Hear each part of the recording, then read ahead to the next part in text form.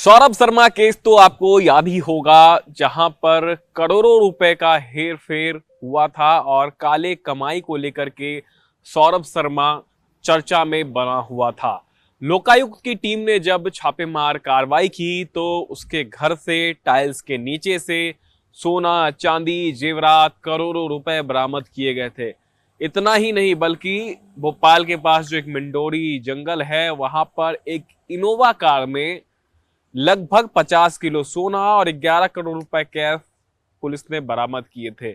जिसके बाद से लगातार सुर्खियों में बना रहा सौरभ शर्मा जेल के सलाखों के पीछे था। अब वो जेल के सलाखों से बाहर आ चुका है। लगभग 18 महीने का समय लगा जेल से बाहर आने के लिए सौरभ शर्मा को। तर्क ये दिया गया, जब सौरभ शर्मा की तरफ से जमानत याचिका लगाई गई तो कोर्ट ने इसको मंजूर कर दी। कोर्ट ने ये कहा कि 18 महीने का समय हो चुका है।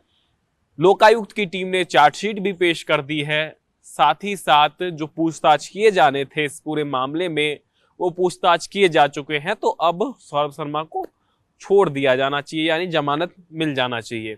जिसके बाद से सौरभ शर्मा को जमानत मिलती है और देर रात लगभग 10:30 बजे के आसपास काफी गुप्त तरीके से उसको जेल से बाहर निकाला जाता है।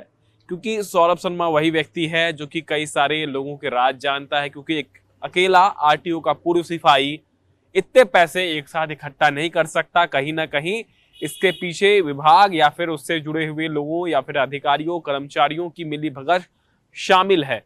और यही लोकायुक्त की टीम जो है जानना चाह रही थी और लगातार पूछताछ भी किए गए। हालांकि सौरभ शर्मा ने जो राज खोले हैं वो राज अभी तक जनता के सामने आए नहीं है, लेकिन जो सूत्रों के हवाले से जानकारी सामने आ रही है कि सौरभ शर्मा ने कई सारे लोगों के नाम बताए हैं जिसके साथ वो काले धंधे में शामिल था।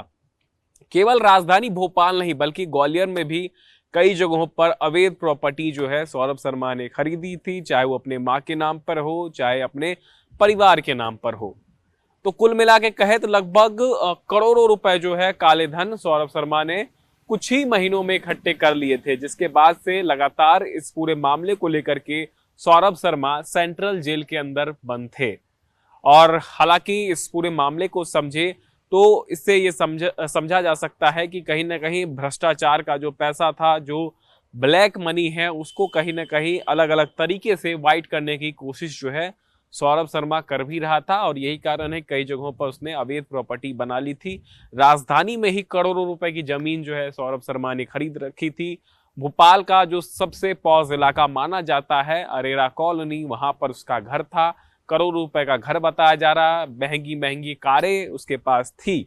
हालांकि लोकायुक्त की टीम ने जब पूरी जांच की तो कई सारे तथ्य निकल करके सामने आए। जो डायरी है सौरभ शर्मा का, जो कि चर्चा का विषय बना हुआ था, उस डायरी में भी कई सारे लोगों के नाम थे। अलग अलग चेक पोस्ट जहां पर सौरभ शर्मा काम कर चुका है या फिर उनके साथी जहां पर काम करते थे, और पैसों का जो बंटवारा, लेन देन, सो सारी चीजें हैं वो कहीं ना कहीं उस डायरी में लिखी हुई थी। वो डायरी भी काफी चर्चा का विषय बने रही। लेकिन सबसे बड़ी राहत की खबर यह है कि सौरभ शर्मा जो है अब कहीं ना कहीं जेल से बाहर आ चुका। हालांकि कुछ शर्तें जो है वो रखी गई हैं, जिसमें कि कोर्ट ने सीधे तौर पर यह कहा है कि सौरभ शर्मा बिना जानकारी के देश से बाहर नहीं जा सकता।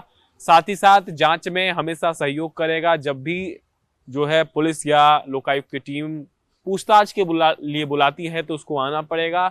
और कई सारी शर्तों के साथ 10 लाख रुपए देने के साथ जो है उनको छोड़ दिया गया है।